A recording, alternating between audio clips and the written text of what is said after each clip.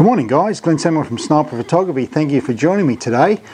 Look, I thought I'd just put this quick video out about 10 items which I think should be in your photography bag or kit. And these items range in price from $7 or $7 to up to about $200. You can spend more on these particular items, but quite frankly there's no point. So I've got 10 items here I want to show you, and we'll start off with this. Tripod. Every photographer worth their salt should have a tripod. Why? Well, if you're in a low light situation or you want to get into landscape photography where you need slower shutter speeds and you can't hand hold the camera at slow shutter speeds because of blurry images, get yourself a good sturdy tripod. This one comes in around about $200. I wouldn't use it if it was rubbish. People know that. I've put $7,000 worth of camera on top of this with no problem. So number one off the list is a good solid tripod. Coming at number two on the list, I suppose, is pretty important, and that's this, a rocket blower. What that does, you can use that to dust off your camera, you can dust your sensor, take your lens off, angle the camera down, blow air into there, and it'll get rid of your dust. Very handy item. How much? $7. Pretty good. Just can't wear these darn things out. It's a rocket blower. I suggest you have one of those in your kit. That's number two. Number three is another cleaning utensil, and it's a little brush. You can see that, the camera picks it up. You can dust your lens, dust your camera body, and on this side here we have a little wheel which you can get into little bits and pieces. You can clean parts of your inside of your camera with that, but once again, a very worthwhile item. A little dusting brush. I think I paid $6 for that. It's number three. Number four is lens hoods. Lens hoods. The amount of people I see with cameras without any lens hoods is, well, it's pretty high. A lens hood serves as two purposes. It protects your lens from damage when you've got a camera on your side or either side and they're swinging around and you bang into something. At least this will take part of the impact away from your lens. So lens hoods are very, very good. They also serve as a deflector from the light. So if it's like that and the light's coming in, it'll bounce off. So it does stop a bit of lens flare, what they call lens flare, from the sun or the light coming at different angles. So lens hoods are very, very good. But there's a trick with these, and it's a financial trick. Most cameras don't come with lens hoods. You've got to buy them separately. So Nikon and Canon and Olympus and Sony, they're not dopes. They make you buy one of these at an extra price, and they're pretty high in price too. So what I suggest is go to your camera manufacturing website, look at what lens hood fits your particular camera and the thread size, then go and buy a different brand for half the price. This fits on a 10 to 18, and basically I paid about $12 for it. Canon want 40, and it's the same thing, exactly the same thing. So lens hoods are very, very important, very handy item to have on the end of your lens. That's the fourth item. Fifth item is this. You're probably thinking, what the hell is this? This is a SD card holder. There it is there. SD card holder. On this side are the ones that I haven't used, and then on this side are the ones I have used. So it holds 8 full SD cards and 8 micro mini SD cards that fit into GoPros. So it's waterproof. It's made of like a metal. Really, really handy piece of kit to have this, because if you have one camera and one SD card, eventually you're going to run into problems, because that SD card will put the cue in the rack and say no more. If you've got one camera, I suggest you have 2 SD cards. I've got 6 cameras, so I've got 12 SD cards. So you always need a backup SD card, and a card holder such as this works very, very well. SD card holder, once again, $10. Next item is this. It's a raincoat. No, not for me, it's for the camera. Now, you can buy special raincoats for your cameras, but I find them very hard to put on and very hard to get off. They're a real pain in the backside, quite frankly. What I use here is a rain cover bag for a backpack, which I'm going to show you in a moment. Right?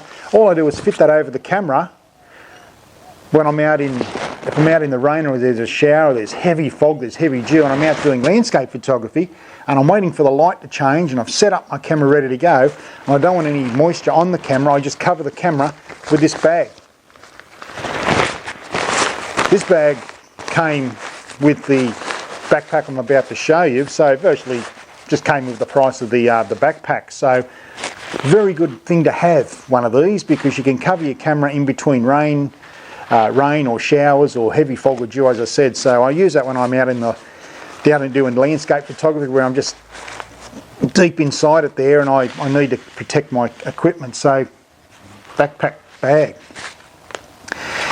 Next thing on the list is this.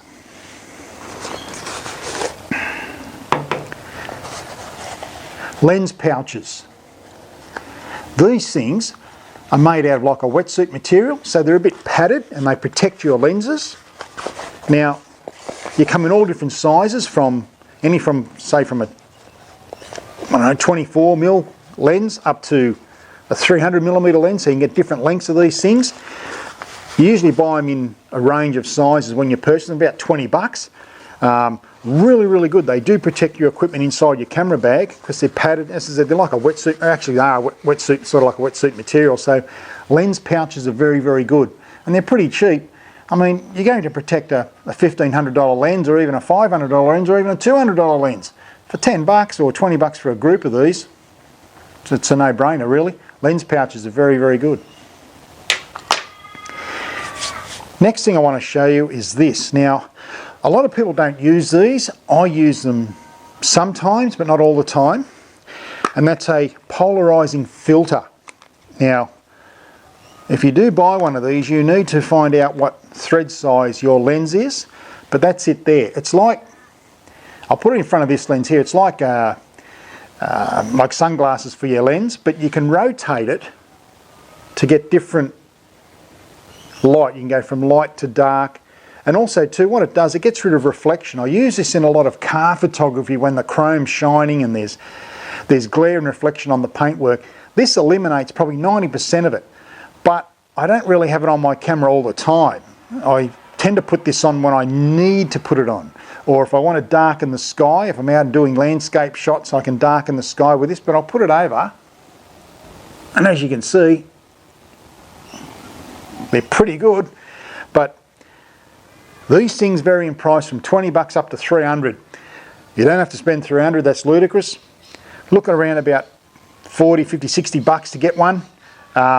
This fits the 24 to 105 f4 Canon lens, and as I said, I don't use it all the time, but a polarizing filter does come in handy, guys. So if you want to buy one of them, go out and buy one and just play around with it and give it a try and see how good they actually are, but you don't really need them all the time. So that's a polarizing filter. Last but not least is this. Now, I've done a video on this earlier in the past. In the past, I've done a video on this. This is a storage bank, or where you can put all your images on here. If you're on holidays, you can go away, or if you're overseas and you want to empty your SD card, well, you've got to put your photos somewhere. And if you don't want to put them on your computer because you haven't taken it, or your iPad, this bank is pretty good. It's 1 terabyte, so it holds a hell of a lot of images. You just charge it up from a port. You can plug it into your computer or plug it into your phone, and you can download all your images onto these, because if you lose your SD card or something happens, at least you've got all your images, you've got all your memories from your holiday on this thing. So it's a hard drive. It's a 1 terabyte hard drive from Toshiba. I think I paid about $90 for this thing, but it'll store thousands of images, and it's a really good investment to protect your memories or protect your work. So that is the 10th item that I think everybody should really have in their photography bag or kit. Oh, but there's one more thing. How do you carry all your camera gear? Well, camera bag. Okay, now I did a video on this a couple of months ago. It's a K&F camera bag. It's an absolute beauty. That retailed for around about, I think that come in around about $95, that bag. I've got about 4 or 5 bags here. 5 bags I use now. That bag is good for a daytime trip, or if I want to go and do some landscape stuff, I can use that bag. But when I go overseas on holidays, I take the bigger one, of course, because I need more equipment. But as a day bag, these sort of backpacks are very good. You can spend, as I said, up to $300 or $400 on these things. No need to do that. Don't waste your money. That there for around about $90 to $100. It's never let me down, that bag, and it's comfortable, and it opens from the back, from the inside, so it's good for security. So that's the 10 items that I wanted to show you here today. So go out and think about that. If you haven't got any of this equipment or bits and pieces, you don't really need them, but they do come in handy, and I think you'll get a lot from that. And your photography will be more enjoyable too if you know you've got all these little bits and bobs and what have you. But one of the most important things out of this is the tripod. Really, every good photographer needs a pretty good tripod. So that's it for another episode of Sniper Photography. As I always say, thanks for joining us, and be nice to yourself, family and friends, but most of all, you keep shooting, and bye for now. See you later.